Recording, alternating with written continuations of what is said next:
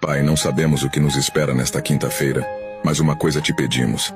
Guia nossos caminhos e nos livra de todo mal. O Senhor é o Deus eterno, o Criador de toda a terra. Tudo a ti pertence.